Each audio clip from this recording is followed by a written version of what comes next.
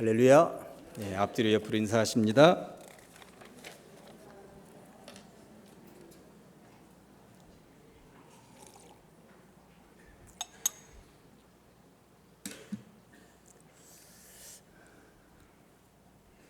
추석 명절을 잘 보내셨는지 모르겠습니다. 추석을 앞두고 지진이 좀 다녀갔어요.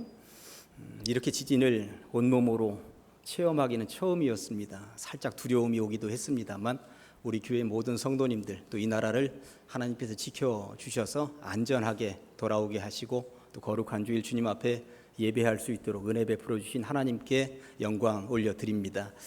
추석 명절 얼마나 잘 보내셨는지 이 위에서 보니까 정말 달덩어리들이 중간중간에 떠 있습니다. 저도 오늘 아침에 세수를 하다 보니까 이 얼굴 만져지는 것이 제가 참 잘 쉬었구나 하는 생각이 들 정도로 포동포동해진 것 같다는 생각이 들었습니다. 다 하나님의 은혜입니다.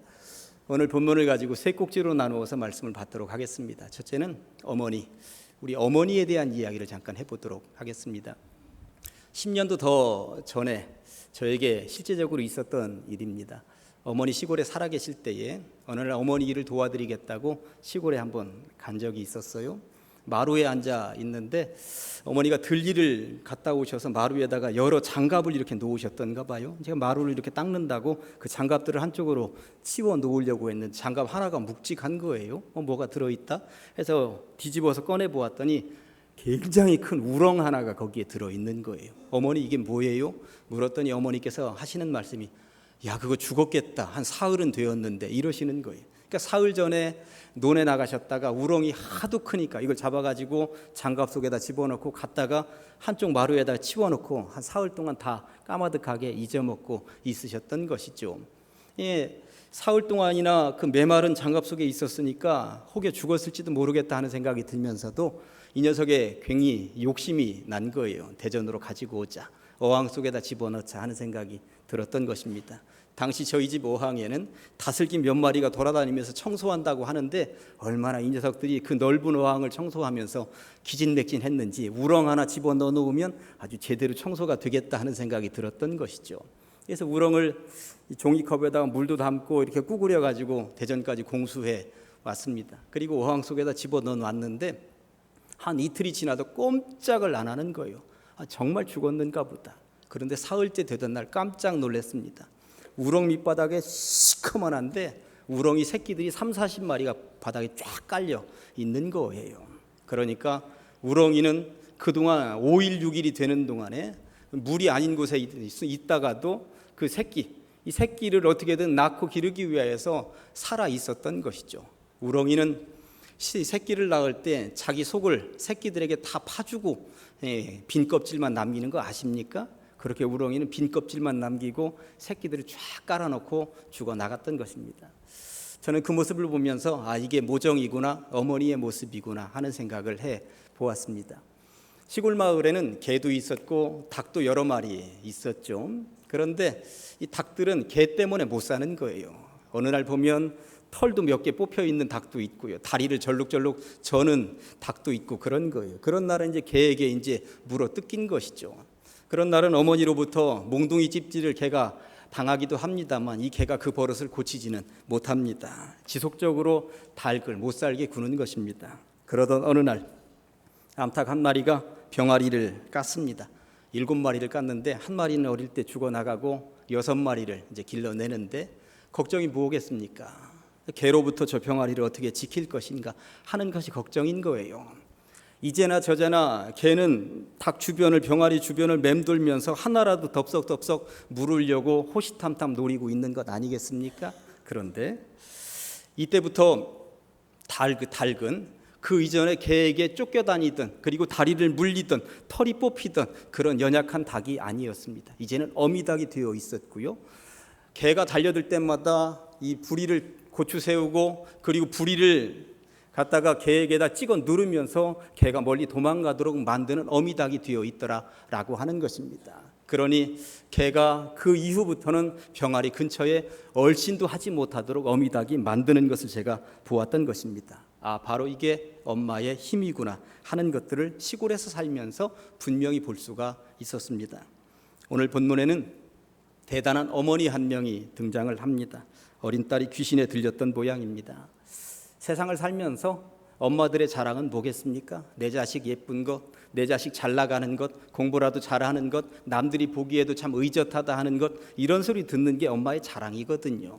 그런데 이 엄마는 세상 살면서 자랑거리 하나가 없는 거예요. 그나마 한 명 있는 어린 딸이 귀신에 들렸다 하니 어디다 내놓고 자랑하겠습니까? 사람들은 손가락질 하는 것이고요. 그 아이 하나도 제대로 길러낼 수 없는 상황이 되었던 것입니다. 사자는 새끼를 길러낼 때 낭떠러지에서 떨어뜨려 본다고 그러죠. 그래서 낭떠러지에서 떨어뜨려서 약한 녀석은 기를 생각도 하지 않고 강한 녀석만 길러낸다고 하는 것입니다. 이 사자는 그렇게 자기 자신을 길러내는 철학이 그것인지 모르겠습니다만 사람은 사자하고는 다른 존재입니다. 약하고 부족하고 뭔가 모자란 자식에게 더 애틋한 정이 가게 마련인 거거든요. 그런 자식들을 더 끌어안고 싶은 것이 사람의 마음이라고 하는 것입니다. 귀신 들려서 이상한 행동을 하면서 어쩔 줄 몰라 하는 그 딸을 보면서 얼마나 가슴이 찢어졌을 것이며 내가 차라리 아팠더라면 얼마나 좋을까 하는 생각을 하면서 이 엄마는 얼마나 안타까워했겠느냐 하는 것입니다. 그러던 어느 날 이 마을에 예수님께서 오셨다라고 하는 소리를 듣게 되었습니다. 24절입니다. 예수께서 일어나사 거기를 떠나 두로 지방으로 가서 한 집에 들어가 아무도 모르게 하시려 하나 숨길 수 없더라. 두로라고 하는 땅은 이스라엘 땅이 아니라 이스라엘 땅으로 얘기하면 이방 땅이었습니다. 저 북쪽에 이방 땅이었습니다.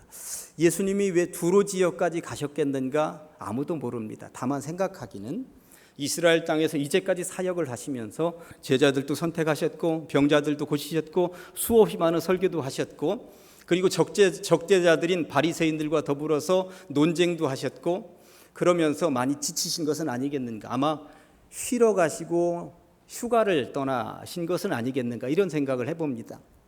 당신을 알아볼 수 없는 지역에 가서 잠깐 쉬었다 오셨으면 좋겠다 하는 생각을 하셨을지도 모르겠습니다. 그런데 이방 땅으로 숨어 들어갔다고 하여서 예수님에 대해서 사람들이 아예 모르는 것이 아니구나 하는 것을 오늘 본문을 통해서 우리는 알 수가 있습니다. 그 이방 땅까지 예수님에 대한 소문이 퍼졌던 것이고요. 이 여인이 예수님을 찾아왔다고 하는 것입니다. 어떤 여인이 찾아왔는가? 수로보니게 여인이 찾아왔다고 성경은 쓰여 있습니다. 수로라고 하는 말은 시리아라는 말이고 보니게는 페니키아라는 말입니다. 그러니까 수로보니게는 시리아의 페니키아라고 하는 말입니다. 시리아의 페니키아에 있는 여인이 예수님을 친히 찾아왔다는 이야기인 것입니다. 아무튼 예수님은 몰래 숨어서 두로까지 갔고 그리고 잠깐 쉬다가 이제 다시금 이스라엘 지역으로 오셔서 사역을 감당하시겠다 하는 생각을 가지셨을지 모르겠습니다만 다른 사람들은 다 모른 채 그렇게 숨어들어서 쉬실지 모르겠지만 이 간절한 이 여인의 눈만은 피해갈 수 없으셨구나 하는 생각을 해보게 됩니다. 딸을 고치기 위해서 얼마나 많은 수고를 했겠습니까? 의사를 찾아가기도 하고 다양한 약을 쓰기도 했을 것입니다. 그러나 어떤 경우로도 고치지 못했고 유일한 희망 예수님에 대한 소문 그러나 먼 나라 이야기였는데 그 예수님이 지금 코앞에 와 있다 하니 이 여인이 안 찾아가고 배기겠습니까? 예수님을 찾아갔습니다. 그리고 만났습니다. 그러나 그렇게도 만나고 싶었던 예수님은 오늘따라 기분이 좋지 않으신지 아니면 휴가 기간에 찾아온 여인이 떨떠름하신지 별로 호의적이지 않아 보이십니다. 27절에 보니까 예수께서 이르시되 자녀로 먼저 배불리 먹게 할지니 자녀의 떡을 취하여 개들에게 던짐이 마땅치 아니하니라. 귀신 들린 딸을 고쳐달라고 했더니 자녀의 떡을 뺏어다가 개에게 주는 사람이 어디 있느냐고 말씀하고 계시니 우리는 놀랄 노자인 것이죠. 더군다나 귀신 들린 자식을 고쳐달라고 부탁하러 온 여인에게 계란이요. 평소 예수님 같으면 우리가 상상할 수도 없는 그러한 발언이 예수님의 입에서 쏟아져 나온 것입니다. 아무리 피곤하셔도 그렇지, 아무리 휴가 기간에 찾아온 여인이라고 하더라도 그렇지, 계란이. 우리는 이렇게 생각할 수 있는 것이죠. 김형경이라고 하는 시인이 한 늙은 농부의 기도라는 시를 썼어요. 오늘도 저물었습니다. 밭에는 씨를 뿌렸고 논에 물고도 막았습니다. 올농사도 당신이 거두어 주소서. 저는 믿습니다. 해마다 당신은 거두어 주셨지요. 당신이 원하시는 그때에 아내와 자식, 며느리와 손자들, 논밭의 곡식들, 땅을 파는 이 손은 기억하고 있지요. 마른 논바닥 같은 이 손, 당신이 꼭 쥐어주는 이 손. 사람들은 두런거립니다. 땀에 찌든 이 몸뚱이 보고 개 냄새가 난다고, 허리 굽은 이 몸뚱이 보고 무덤 냄새가 난다고. 그래요. 그래도 저는 일을 하지요. 밤낮 없이 일을 하지요. 당신이 여기 계시기에, 당신이 그걸 원하시기에 이제 이 몸도 당신이 거두어 주소서. 그러고 보니 시골에서 농사 짓는 어른들, 또 바닷가에서 물고기 잡는 어르신들, 그리고 요소요소에서 땀을 흘려가면서 온 몸이 땀으로 찌들어 있는 모든 이 땅의 어머니 아버지들 몸에서는 흙냄새, 개냄새, 무덤 냄새, 그런 냄새가 나는 것이구나. 그게 삶의 냄새인 것이구나. 그런 냄새를 풍기면서 자식들을 길러내는 것이구나. 저는 이런 생각을 해 보았습니다. 그렇게 자식들을 길러낸 것이 아닙니까? 추석 명절이 되면 그런 생각들을 해보셔야 되는 것 아닙니까? 그런데 아무리 그렇다 하더라도 예수님께서 사랑의 왕이시고 평화의 왕이신 분이 직접 대놓고 너는 개 같은 존재라고 말씀을 하고 계시니 이게 어쩐 일이란 말일까요? 정답은 시험하신 것이지요. 이방인을 일컬어서 당시에는 유대인들이 개라고 여기던 시대였습니다. 그러니 모든 유대인들에게 지금 교훈하기 위하여서, 그리고 따라온 제자들에게 교훈하기 위하여서 예수님께서 시험하신 것이죠. 너희들이 이방인들을 향하여서 개라고 취급하는 이 시대에 이 이방 여인을 내가 어떻게 대하는지 보렴, 그리고 얼마나 교훈적인지 보렴 하면서 지금 예수님께서 교육하고 계셨다라고 하는 것입니다. 개라고 표현을 하고 있는 예수님의 말씀에 수로보니게 여인의 반응은 어떤 것이었습니까? 두 번째 제목을 어머니의 간절함이 있는가, 이렇게 제목을 잡아 본 거예요. 28절에 보니까 여자가 대답하여 이르되 주여 올소이다마는 상 아래 개들도 아이들이 먹던 부스러기를 먹나이다. 주님 옳습니다. 주님 말씀이 지당하신 말씀입니다. 저 정말 그렇게 개처럼 살았습니다. 그러나 개가 된다 하더라도 저에게 소망이 있다면 내 자식 하나 살리는 것, 이거 이외에 없습니다. 상 아래에 있는 개들도 아이들이 먹던 부스러기 조각이라도 핥아 먹습니다. 제발 비오니 그 조각 한 조각이라도 좀 저에게 주십시오. 이게 어머니의 마음이구나 하는 것을 오늘 본문을 통해서 깨닫게 되는 것이죠. 딸이 온전한 아이로 다시 태어날 수만 있다면 개 취급이 아니라 더 심한 모욕도 얼마든지 견딜 수 있는 것이 어머니임을 입증해 보여주고 있는 대목입니다. 여자는 약하지만 어머니는 강하다는 말이 있습니다.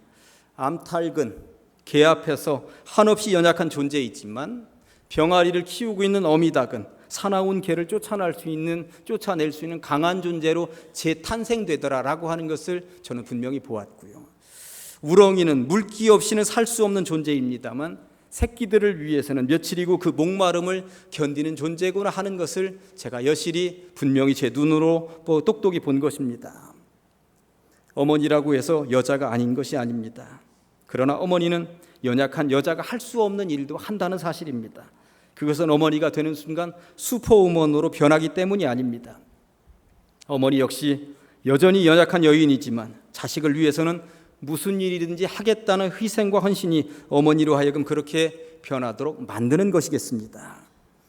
평소에 암탉은 아무리 힘이 센 놈이라 하더라도 혼자 싸워서는 큰 개 한 마리를 이길 수 없습니다. 그러나 자기 새끼 병아리를 보호해야 하는 상황에서는 지금 상대방과 싸워서 이기고 지고의 계산을 하고 앉아있을 수가 없다는 것이죠. 결과가 어떻게 될지 미리 계산해서 싸울지 말지, 어디 막판에 밀리면 어디 도망갈 데는 있는지, 이러한 것들을 생각하기 이전에 상대가 개든 호랑이든 내 새끼를 살리기 위해서는, 지키기 위해서는 싸워야 한다는 것입니다. 아무 생각이 없습니다. 내 새끼 지키겠다는 것 이외에는 어미로서는 다른 생각은 하나도 들지 않는다고 하는 것이죠. 이게 어미의 자격이요 어미의 간절함이라고 하는 것입니다. 이 여인도 마찬가지였습니다. 아무리 그래도 개는 될 수 없지에 자존심을 지키고 있을 것이 아니라 개가 된들 어떠랴, 내 새끼 살려낼 수만 있다면, 내가 개가 된다 하더라도 내 새끼를 살려낼 수만 있다면, 이랬다는 것입니다. 유대인 속담에는 하나님이 모든 사람들을 다 돌볼 수가 없어서 대신 어머니를 보내셨다라는 말이 있습니다. 하나님은 전지전능하시고 무소부재하신 분이기 때문에 그분 속성에 비하면 그분이 다 하실 수 있는 영역이겠습니다만, 그래도 어머니를 이 땅에 보내신 그 의미만큼은 공감이 되는 이야기입니다. 이런 사랑을 일컬어서 아가페 사랑이라고 이야기를 하는 것이죠. 아가페 사랑은 무조건적이고 일방적인 사랑입니다. 이 사람들 간의 사랑은 쌍방 간의 사랑인 것이거든요. 내가 주면 받아야 되고, 또 주면 던져 내놓아야 되고 하는 것이 사람 간의 사랑입니다. 그러나 하나님의 사랑은 조건이 없습니다. 무조건적인 사랑이고 무조건 다 내어주는 사랑이라고 하는 것입니다. 로마서 5장 8절 말씀은 이렇습니다. 우리가 아직 죄인 되었을 때에 그리스도께서 우리를 위하여 죽으심으로 하나님께서 우리에 대한 자기의 사랑을 확증하셨느니라. 아멘. 우리가 아직 죄인 되었을 때, 그러니까 주님의 사랑을, 주님의 은혜를, 주님의 구원을 받을 자격이 하나도 없을 때에 주님은 일방적으로 우리를 사랑하셔서 우리에게 다가오셨고 십자가 보혈의 피를 통하여서 우리를 구원해 주셨다라고 하는 것이죠. 이런 일방적인 사랑을 우리가 받아 누리고 있다는 것입니다. 어머니의 사랑도 하나님의 사랑과 똑같은 경지일 것이라고 저는 믿습니다. 어떤 어머니가 자식이 보답할 것 계산해서 사랑하겠습니까? 어머니는 자식이라는 이유 하나만으로 사랑하는 것이죠. 또 어머니의 눈에는 자기 자식이 가장 예쁘게 보이는 법입니다. 어린 토끼가 학교를 가는데 그만 깜빡 잊고 도시락을 놓고 갔던가 봐요. 엄마 토끼가 집안 정리를 하다가 이 녀석 도시락을 놓고 갔네. 부랴부랴 도시락을 들고 문 밖에 나섰는데 고슴도치 엄마가 어딘가를 부랴부랴 가는 게 보이는 거예요. 고슴도치 엄마 어디 가세요? 학교 선생님이 아이 문제로 상담할 것이 있다고 학교 오라고 그래서 급하게 가는 길이에요. 마침 잘 됐네요. 학교에 가면 가장 예쁘고 귀엽게 생긴 녀석이 있는데 그 녀석에게 이 도시락 좀 전달해 주세요 하고 고슴도치 엄마에게 줬다는 것 아닙니까? 고슴도치 엄마가 학교에 가서 교실에 있는 아이들 전부 다 둘러봅니다. 이 도시락을 누구에게 줘야 되는 거예요? 토끼에게 줘야 되는 거죠. 그런데 아무리 봐도 가장 예쁘고 귀여운 놈은 고슴도치밖에 없는 거예요. 그 도시락을 누구에게? 고슴도치에게 줬다고 하는 이야기인 것입니다. 엄마의 마음은 이런 것입니다. 어느 누가 뭐라고 그래도 내 자식은 최고 예쁘고 최고 귀여운 것이죠. 아무튼 어머니의 사랑이, 개가 되어도 좋다는 어머니의 아가페적인 사랑이 오늘 기적을 만들어냈다는 것입니다. 이 자리에 있는 우리들도 마찬가지입니다. 어머니가 없이 태어난 사람은 없습니다. 어머니의 희생이 없이 오늘의 우리가 절대 있을 수 없었구나 하는 것을 누구나 다 인정할 것이죠. 어머니의 간절한 사랑이 이기는 것이죠. 그러면서 저는 오늘 이야기를 비슷한 듯 다른 이야기로 결론을 내려보려고 합니다. 추석을 보내면서 효에 대해서 제가 생각을 해본 거예요. 세 번째 주제를 부모를 향하여서도 그런 간절함이 있는가, 제가 이렇게 결론을 내려보려고 그럽니다. 제가 추석 명절에 책을 한 권 읽었어요. 책 제목이 나이 드는데도 예의가 필요하다. 고광애라고 하는 분이 80살 할머니인데 나이 드는데도 예의가 필요하다, 이런 책을 제가 읽게 되었습니다. 이 노인 작가가 노인으로서 살아갈 때, 세상을 살아갈 때 이런 예의를 갖추면서 살아가면 좋겠다 하는 이야기를 쉽게 편하게 써 놓았습니다. 제가 재미있게 읽었습니다. 여러 가지 많은 이야기들이 있었는데 그중에 두 가지 법칙을 제가 배우게 되었는데, 노인은 삼고초려의 법칙으로 살아가야 된다고, 그게 예의라고 얘기를 하고 있습니다. 삼고초려라는 말은 삼국지에서 나오는 이야기죠.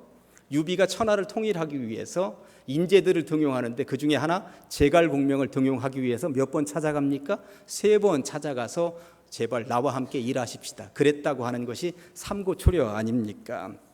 이것에 기초해서 노인이 되면 누군가 오라 해도 3번까지 간곡하게 부탁하기 전에는 가지 말라는 거예요.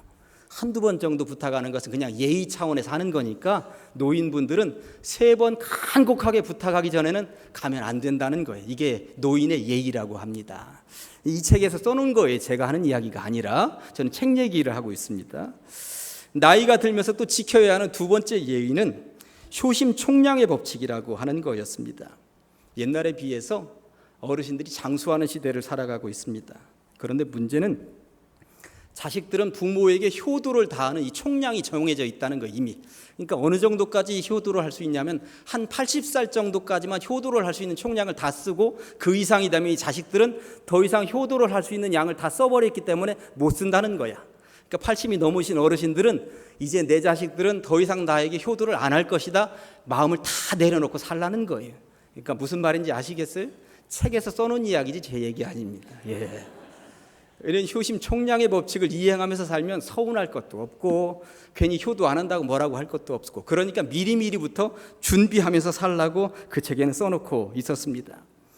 이 책을 읽으면서 한편으로는 씁쓸하기도 했습니다만 다른 한편으로는 시대가 그러니 준비할 것은 스스로 준비하면서 살아야 하는 것이구나 하는 생각을 해보게 되었습니다. 그러면서 오늘 말씀에 비추어 이런 생각을 해본 거예요. 자식들을 위해서는 수로보니게 여인 같은 이런 간절함이 누구에게나 있습니다. 고슴도치처럼 내 자식이 누구 자식보다 가장 예쁜 것이고요. 우렁이처럼 어미닭처럼 자식을 위해서라면 내 목숨도 내놓을 수 있는 게 부모입니다. 그런데 부모를 위해서는 자녀로서 부모를 위해서는 어떠십니까? 얼마나 간절함이 있으십니까?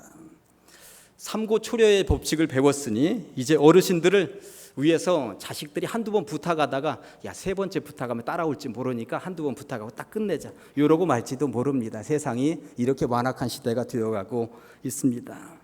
80이 넘으신 어르신들, 목사님 설교 시간에 80 넘으면 우리들 배우라고 이제 효도도 다 했다고 얘기를 했으니 더 이상 안 해도 되겠다. 오늘 설교 시간에 그랬으니 하면서 자기 위로를 삼을지도 모르겠습니다. 어떻게 사시겠습니까? 이제 이 시대에는 세상은 그렇게 간다 하더라도 우리는 신앙인인 것이고요. 우리는 신앙 안에서 성경에서 가르치는 진리대로 살아야 되는 것이 아니겠습니까? 세상에선 삼고초려의 법칙이 있다 하더라도 어르신들을 모시고 뭔가 효를 다해야 하는 이 일에는 10번이고 20번이고 부탁을 하는 10고초려의 법칙, 20고초려의 법칙을 우리는 실행하면서 살아야 되는 것이 아니겠습니까? 이것이 바로 성경적인 이야기고 그리고 주님께서 우리들에게 원하시는 효도의 방법이라고 저는 믿습니다. 효심 총량의 법칙이 있다고 세상에서는 말하고 있다 하지만 효심 무한 리필의 법칙으로 살아야 되는 것이 아니겠는가 저는 생각을 해봅니다. 무한 리필. 음식점에 가서 아니면 콜라라도 커피라도 무한 리필해주면 좋죠. 그런데 효심은 왜 무한 리필을 안 하십니까? 무한 리필의 법칙으로 효를 다하면서 살아야 되지 않겠느냐라고 하는 것입니다. 자식 사랑을 누가 막겠습니까? 동서고금을 막론하고 불변의 법칙입니다. 그러나 부모 사랑도 반드시 해야 하는 책임과 사명인 줄로 믿습니다. 자식에게 쏟아붓는 간절함의 반의 반만이라도 부모에게 쏟아부으면 다 효자 소리 들을 것입니다. 수로보니게 여인은 간절함으로 개가 된들 어떠랴 하는 마음으로 자식을 살려냈습니다. 이것이 바로 어머니의 마음이었습니다. 여러분도 자식들을 위한 기도를 많이 하실 것입니다. 이에 반하여 부모에 대한 간절함은 몇 점이십니까?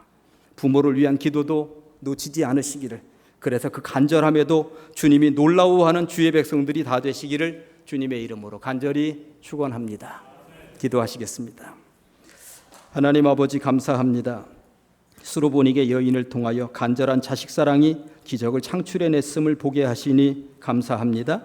살면서 내 정성과 목숨을 다하여 사랑하며 보듬고 싶은 자식 사랑과 더불어 우리에게 생명을 주고 오늘의 나를 있게 한 부모 사랑도 놓치지 않게 하여 주시옵소서. 효가 땅에 떨어졌다 하는 시대에 추석 명절을 보내며 우리의 효를 다시금 점검하오니 우리 성도들은 자식 사랑과 부모 사랑을 골고루 잘 수행함으로 행복한 가정을 이루어갈 수 있도록 우리를 지혜롭게 하시고 바른 길로 이끌어 주시옵소서. 예수님의 거룩하신 이름 받들어 기도하옵나이다.